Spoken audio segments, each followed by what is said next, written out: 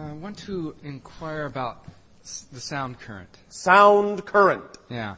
The way I understand it is there's the physical sound that we play with in music and that we hear with our physical ears, and there's the sound that we don't hear with our physical ears. Yes. And in between those two sounds... There is always an energetic template underlying. Yeah. And then, yes, between the two, a third vibration is created, a third reality is created as well.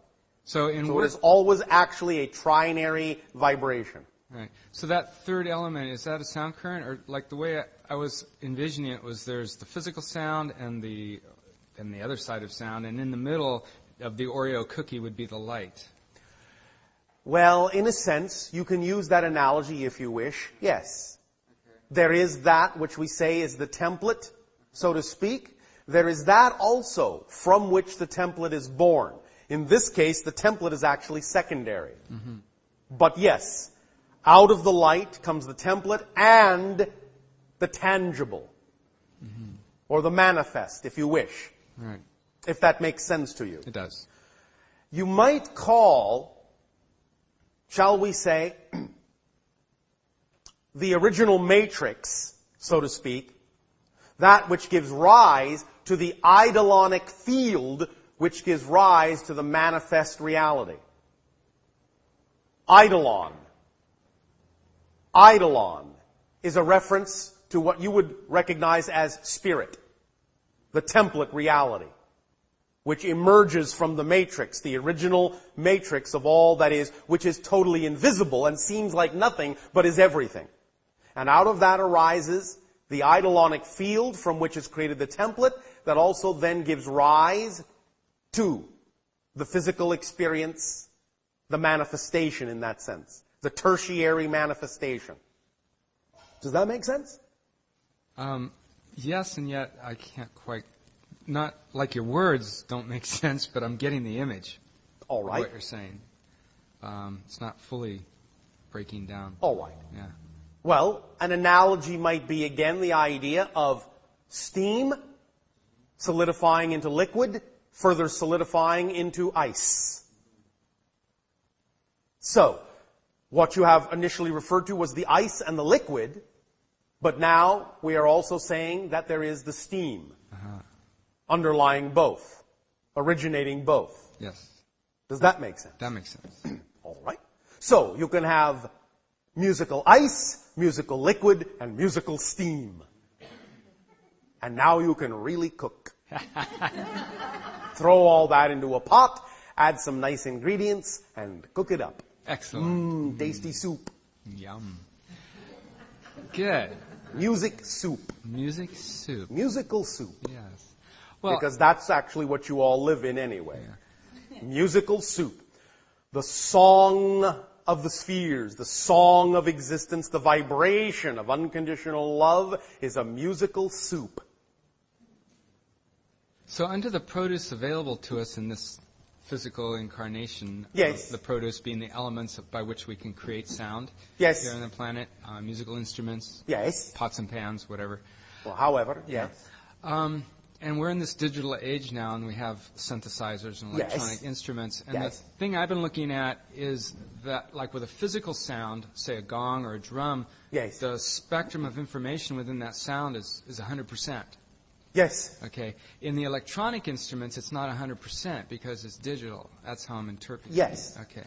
However, it also adds another element that connects you to something else. Mm-hmm. So, if you do all of them together, you will have not only the complete natural spectrum, you will have a different kind of component that will also connect you to a higher vibration in a different way. Mm-hmm. And that will change. In what you call your future, as we read the energy that exists now, what you now refer to as electronic or digitally recreated music or sounds will be created in a very different way that will actually be using more directly the element of light itself. Mm-hmm. And then you will understand that what you are now referring to as the digitalization process is actually the idea of another form, another expression in a different dimension of the steam that we talked about. Does the idea of holographic sound fit into this? Yes. Because that's something that's Yes. we're working on, I guess, on our planet right now. Yes, and that's what we are saying. You are eventually leading up to an understanding and an expression that will really, really bring to bear the vibration itself that underlies it all. And then when you add all the natural elements that are created sonically on top of that, acoustically on top of that, vibrationally on top of that, you will not only have the complete natural spectrum as it expresses itself in your physical reality, you will actually have created a vibrational tunnel into the underlying reality of existence.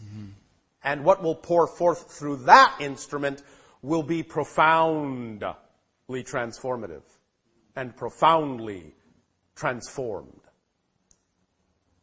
So, applying these ideas in the now Yes. with the tools available to us Yes. in the quest to find the, shall we say, romantically, Yes. the sonic keys to bring balance and harmony to Yes. the Work with consciousness. those chords that represent primarily the phi ratios. The phi ratios. Yes.